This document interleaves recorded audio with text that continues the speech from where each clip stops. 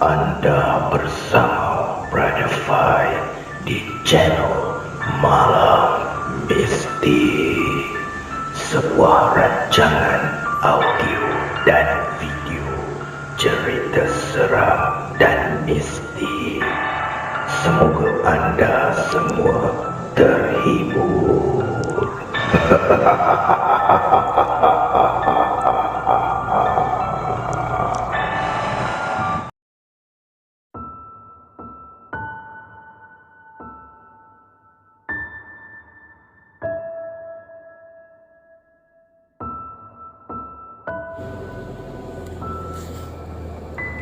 Apa kabar para pendengar Malam Mistik?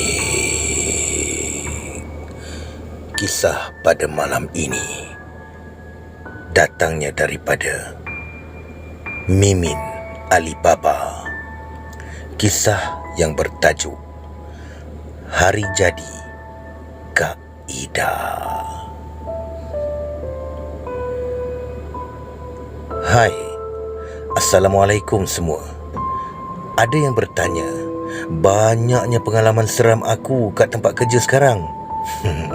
Ya, memang banyak. Sebab dah hampir 10 tahun berkhidmat di wad ini.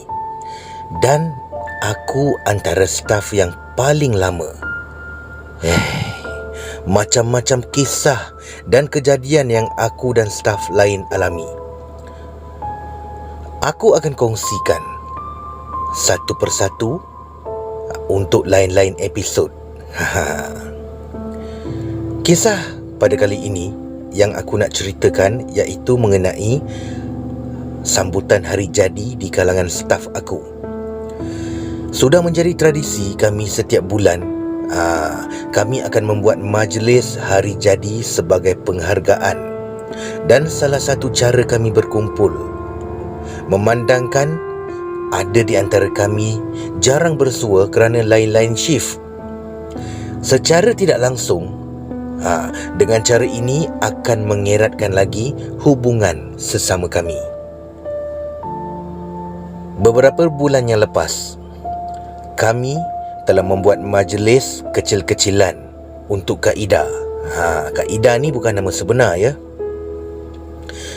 Memandangkan Kak Ida bekerja shift malam, maka sebelah petangnya ada di antara kami datang awal untuk membuat persiapan, kerana kami ingin memberi kejutan untuk beliau. Jadi kami sepakat menggunakan sebuah bilik kosong iaitu bilik nombor 1. Pada mulanya aku agak kurang bersetuju kerana sejarah silam bilik tersebut. Memandangkan aku staf yang paling lama di wad berkenaan, sudah tentu pelbagai cerita yang aku simpan dan aku agak jarang membuka mulut bila staf baru bertanya, kerana bimbang mereka tidak selesa bekerja, terutamanya shift malam. Oleh kerana tiada pilihan, maka aku dengan berat hati membuka bilik tersebut untuk majlis kejutan hari jadi Kak Ida.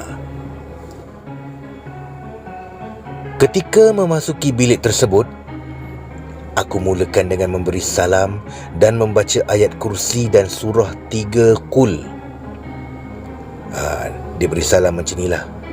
Assalamualaikum wa ala ibadillahi salihin. A'udzubillahi minasyaitonirrajim. Bismillahirrahmanirrahim. Dan dia baca ayat kursi lah dan 3 Qul. Ini kerana bilik tersebut sudah bertahun tidak dibuka semenjak ditutup pada tahun 2013 selepas 6 bulan beroperasi. Alhamdulillah, biliknya masih kemas dan peralatan seperti mesin lama dan katil serta almari masih tersusun rapi. Aku mengarahkan Miza, bukan nama sebenar juga, dan Nisha, juga bukan nama sebenar, untuk mengemas apa yang patut sementara aku menyusun atur meja dan kerusi. Ketika itu, jam menunjukkan pukul 7.45 malam dan makanan yang ditempah sudah sampai di bawah. Bimbang akan terserempak dengan Kak Ida, aku menggesa Miza dan Nisha mengambil segera makanan tersebut, dan aku pula menunggu di kaunter jururawat sebagai staf yang bertugas.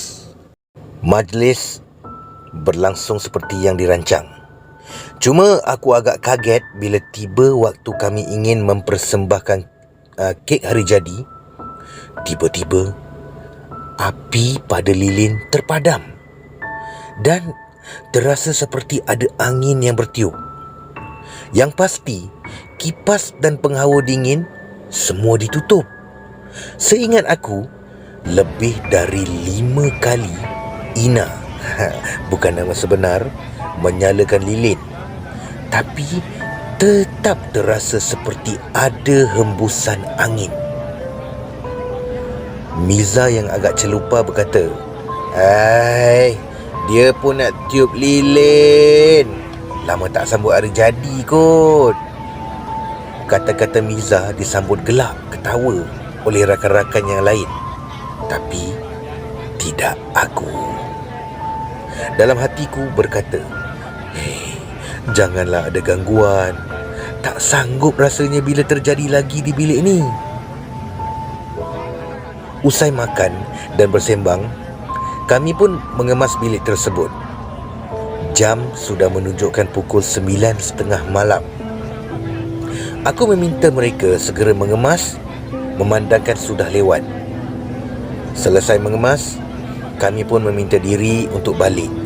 Maka tinggallah Kak Ida dan Roza yang bertugas shift malam.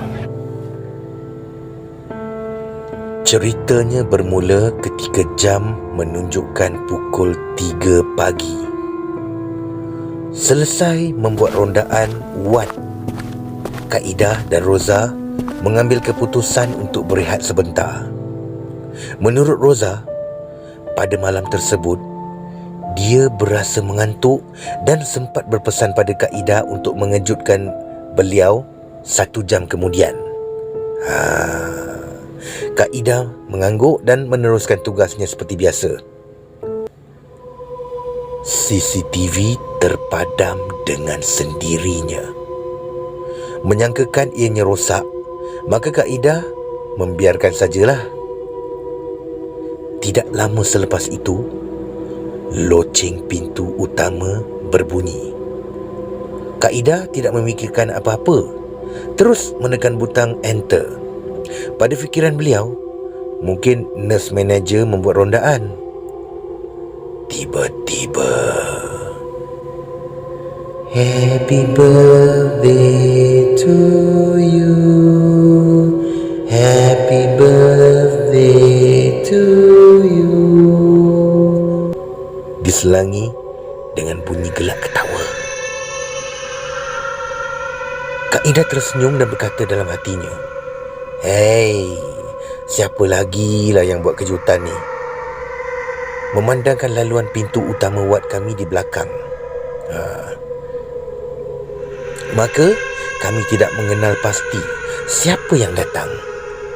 Jika tanpa CCTV, Kak Ida segera menghala ke belakang untuk melihat siapa yang membuat kejutan untuk beliau. Nyanyian lagu hari jadi bergema di lorong laluan tersebut. Alangkah terkejutnya bila dia melihat tiada sesiapa pun di situ. Kak Ida segera mengejutkan Roza dan menceritakan apa yang berlaku. Roza, bangun Roza, bangun." Roza segera bangun dan membuntuti Kak Ida pergi membuat rondaan. Mereka memasuki setiap bilik pesakit untuk memeriksa keadaan pesakit. Dan ketika ingin kembali ke kaunter jururawat, mereka terpandang ke arah bilik nombor 1. Ada cahaya di bawah pintu. Roza adalah orang terakhir keluar dari bilik tersebut dan dia yakin telah memadamkan semua lampu. Tiba-tiba, mereka terdengar bunyi riuh rendah dengan gelak ketawa dari arah bilik tersebut. Dan bunyi nyanyian hari jadi. Happy birthday to you. Happy birthday to you. Tidak semena-mena, kaki mereka lemah dan terus segera menghala ke kaunter jururawat. Mereka ketakutan dan cuma duduk membaca ayat Al-Quran. Bunyi nyanyian itu masih bergema. Tiba-tiba, terdengar bunyi suara kanak-kanak ketawa dan berlari di sekeliling wad. Jelas kedengaran bunyi tapak kaki kanak-kanak berlari, tapi tiada kelibat. Ketika itu, sayup-sayup terdengar suara pesakit meminta tolong. Nurse!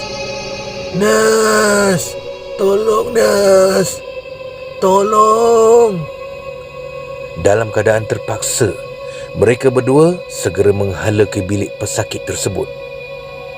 Ketika sampai di bilik pesakit, mereka melihat pesakit itu duduk di katilnya.